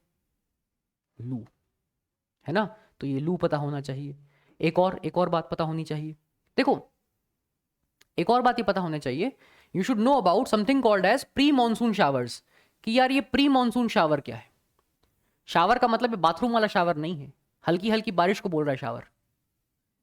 Pre monsoon shower, pre monsoon का मतलब है मॉनसून नहीं आया है अभी तक, लेकिन मॉनसून से पहले भी तो हल्की हल्की बारिश हो जाती है ना कई बार, अप्रैल के महीने में, मई के महीने में। मॉनसून नहीं आया है अभी तक, मॉनसून विंड्स नहीं आई हैं, लेकिन उससे पहले लोकल लेवल पर जो बारिश हो जाती है, प्री मॉनसून शावर्स, हल्की हल्की बारिश, हल्की हल्की फुहार, हिंदी में सही वर्ड है फुहार, फवारा कहते हैं ना शावर को, फुहार। तो प्री मॉनसून शावर है ना, ये बेसिकली अप्रैल के महीने में, थोड़ा सा मई के महीने में हल्की हल्की बारिश, मॉनसून से पहले की बारिश, इससे क्या होता है, टेम्परली गर्मी से राहत मिल जाती है, एक दिन के लिए, 2 दिन के लिए टेम्परेचर कम हो जाता है ना, थोड़ा रिलीफ मिल जाता है ना, हल्की हल्की ठंडी हवा चल जाती है, हल्की बारिश हो जाती है, एक दिन 2 दिन के लिए मौसम अच्छा हो जाता है, ये प्री मॉनसून शावर। ठीक है, अभी जो प्री मॉनसून शावर है इसको अलग अलग स्टेट्स में अलग अलग नाम से जानते हैं। कहीं पर बोल देते हैं टी शावर, भाई असम के अंदर टी प्लांटेशंस हैं, चाय के बागान हैं, तो टी शावर बोल दिया, या कर्नाटक के अंदर मैंगो शावर बोल दिया, भाई आम पक जाता है इससे। ये जो प्री मॉनसून शावर है ना, it helps in the ripening of mangoes, आम पकता है, आम जल्दी पक जाता है, इसे कहते हैं मैंगो शावर। केरल में बोल रहा है चेरी ब्लॉसम, है ना, अलग अलग शब्द हैं, कहीं पर कॉफी कल्टीवेशन में काम आ रहा है, कहीं पर आम पकाने में काम आ जा रहा है, तो टी शावर बोल दिया, चेरी ब्लॉसम बोल दिया, मैंगो शावर बोल दिया, अलग अलग नाम है प्री मॉनसून शावर।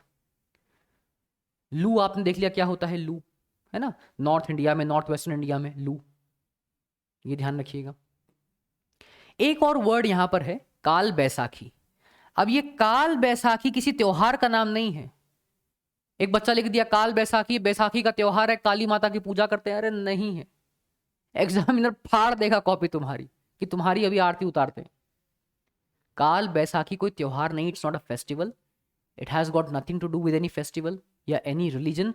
सर, ना तो यहाँ पे काली माता ना बैसाखी का त्योहार। काल बैसाखी एक थंडर स्टॉर्म है, तूफान है। गर्मियों में वेस्ट बंगाल के इलाके में तूफान आता है ना, थंडर स्टॉर्म आता है, उसको बोलते हैं काल बैसाखी। ठीक है, तो ये पता होना चाहिए आपको कि ये काल बैसाखी क्या है। ठीक है, चलिए। एंड मॉनसून की जब हम बात करते हैं, देखिए 2-3 बातें मॉनसून के बारे में पता होनी चाहिए, जैसे अनसर्टेनिटीज ऑफ मॉनसून। अब वैसे तो बड़ा आसान है समझना कि मॉनसून बहुत अनसर्टेन है। हर साल मॉनसून कब आएगा, कब वापस जाएगा, कितनी बारिश होगी, कहां पर कितना, ये कोई फिक्स थोड़ा ही है, ना किसी इंसान के हाथ में है।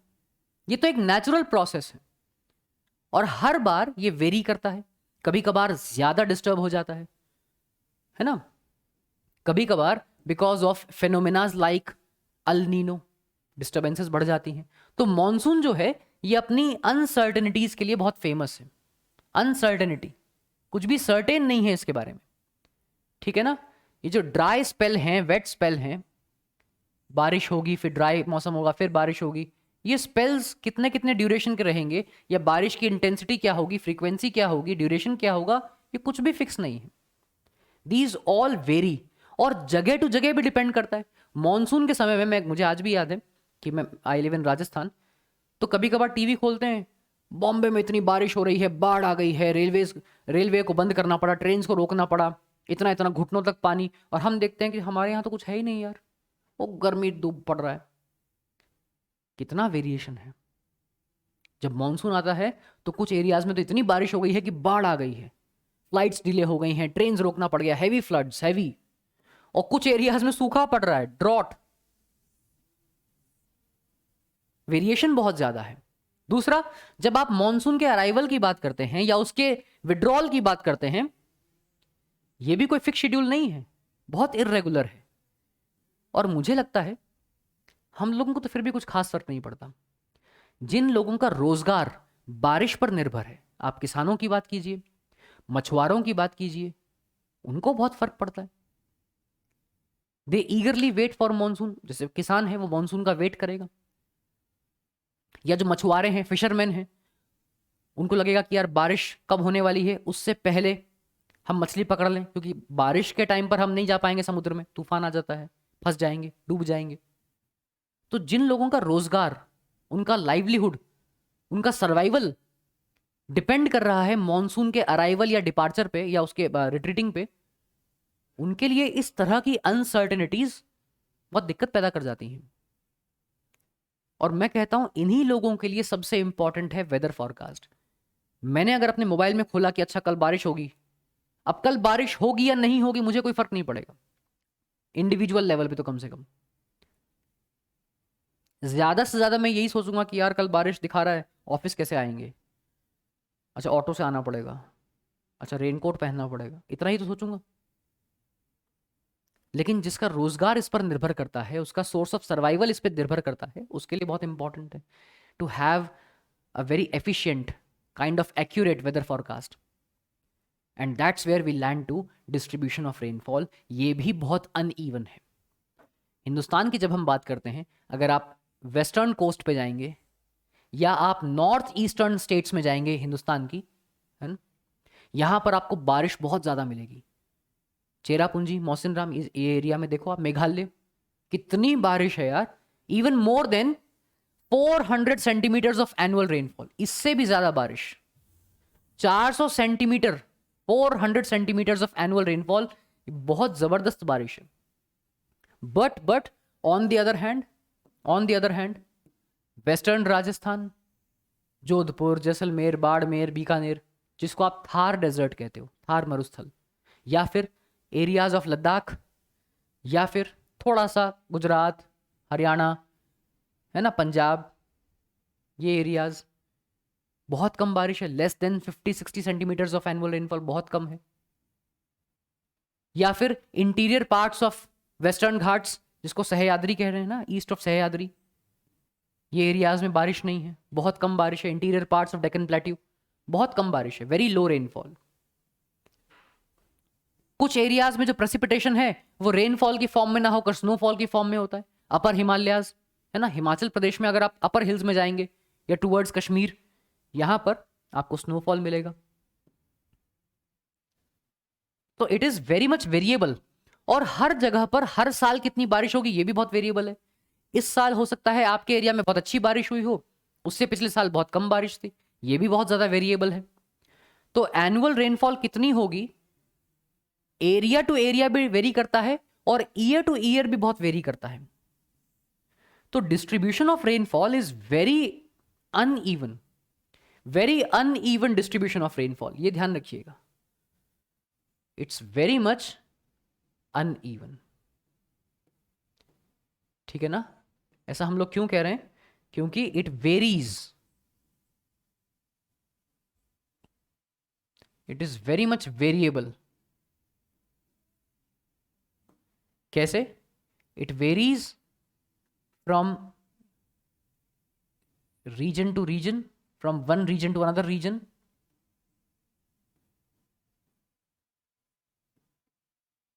And from year to year as well. हो सकता है इस साल आपके एरिया में बहुत अच्छी बारिश हुई है, अगले साल कम हो जाए, या अगले साल और ज्यादा हो जाए, ये भी वेरी करता है। So because of all these reasons हम कह सकते हैं कि distribution of rainfall is very much uneven. So moving towards last and a very important topic, monsoon as a unifying bond. अब ये एक बहुत ही थियोरेटिकल सा टॉपिक है। देखो यार, एक बहुत आसान भाषा में कह सकता हूं, हर साल जैसे अगर मैं वेस्टर्न राजस्थान में रहता हूं और आप महाराष्ट्र में रहते हैं, मुंबई में रहते हैं, मुझे बहुत अच्छे से पता है कि आपके एरिया में बारिश बहुत अच्छी होगी, बहुत अच्छी, और मेरे एरिया में बहुत कम होगी। फिर भी जितना इंतजार मॉनसून का आपको रहेगा उतना ही इंतजार मुझे भी रहेगा, उतनी ही एक्साइटमेंट मुझे भी होगी जब मॉनसून की पहली बारिश मेरे एरिया में होगी, जितनी आपको हुई होगी। उतने ही रील्स आप बनाएंगे जितना मैं बना लूंगा। तो कहीं ना कहीं मॉनसून एक पूरे देश को, यार एंटायर कंट्री, एवरी ईयर, आप चाहे मेघालय में रहें, महाराष्ट्र में रहें, तमिलनाडु में रहें, राजस्थान में रहें, पंजाब में रहें, उत्तर प्रदेश में रहें, बिहार झारखंड में रहें, हर साल हर व्यक्ति को, पूरे देश को, we eagerly wait and eagerly look forward for monsoon every year. जब न्यूज में पहली बार बोलते हैं ना कि monsoon has arrived on the Indian coast, south western coast, पूरा देश झूम उठता है कि मॉनसून आ गया है, बस कुछ ही दिन में बारिश हो जाएगी हमारे यहाँ पर भी। तो कहीं ना कहीं इसका इन्फ्लुएंस तो है यार, है ना। ये ठीक है कि जब हम सीजन्स की बात करते हैं, एक रिदमिक साइकिल है पूरा, और डिस्ट्रीब्यूशन रेनफॉल का बहुत अनइवन है, बहुत ज़्यादा अनसर्टेन है, ठीक है ना, बहुत ज़्यादा। इवन ये सब जानते हुए भी, in spite of all these things, entire country eagerly wait for the arrival of monsoon, eagerly. तो कहीं ना कहीं यार ये जो मॉनसून है ना, ये पूरे देश को एक इमोशन के साथ जोड़ता तो है, पूरे देश को, वो पूरा देश झूम उठता है। घनन घनन घर घिर आए बदरा, है ना, इंपॉर्टेंट तो है यार, ठीक है। तो बेटा जी, that was all about this chapter from my side. तो this chapter, I really hope कि अब आपको ऐसा लगा होगा कि बहुत मुश्किल चैप्टर नहीं है अगर इसके कंसेप्ट ठीक से समझ लें तो। So initially we started talking about the difference between weather and climate, ये क्या है, मॉनसून वर्ड का मतलब क्या है ना, थोड़ा वो हमने समझने की कोशिश की। उसके बाद हमने 6 क्लाइमेटिक कंट्रोल्स के बारे में बात की, latitude, altitude, pressure and wind system, है ना, distance from the sea, ocean currents, relief, ये सब हम बात कर रहे थे। उसके बाद the factors which influence Indian monsoon, वो भी हमने बात की। Shift of ITCZ towards Ganga plains, differential heating and cooling of land and water, है ना, intense heating of Tibetan plateau, jet streams, high pressure zone to the east of Madagascar, वो सब हमने बात की। उसके बाद हमने इंडियन मॉनसून के मैकेनिज्म को समझा, किस तरह से मॉनसून आता है साउथ वेस्ट कोस्ट पे, वहाँ से 2 ब्रांचेस हो जा रही हैं, Arabian sea branch, bay of Bengal branch. उसके बाद रिट्रीटिंग ऑफ मानसून हमने देखा। उसके बाद हमने सीजन्स के बारे में बात की, विंटर सीजन, समर सीजन। फिर हमने मानसून की अनसर्टनिटीज़ के बारे में बात की, डिस्ट्रीब्यूशन ऑफ रेनफॉल के बारे में बात की, एंड एट द एंड हमने समझा मानसून एज यूनिफाइंग बॉन्ड। और इसी बीच हमने 2 इंपॉर्टेंट फेनोमेना अल नीनो और ला नीना को भी समझा। So I really hope this lecture would be helpful to you. आपके एग्जाम पॉइंट ऑफ व्यू के लिए जो रिविजन है, this lecture will really come in handy while revision for exams for the chapter climate. So that was all from my side. आप लोगों से मुलाकात होगी in the upcoming lecture for a new chapter. Till then, this was Shubham Gupta signing off. I'll take a leave. Have a great time. Bye bye. See you soon. Sayonara.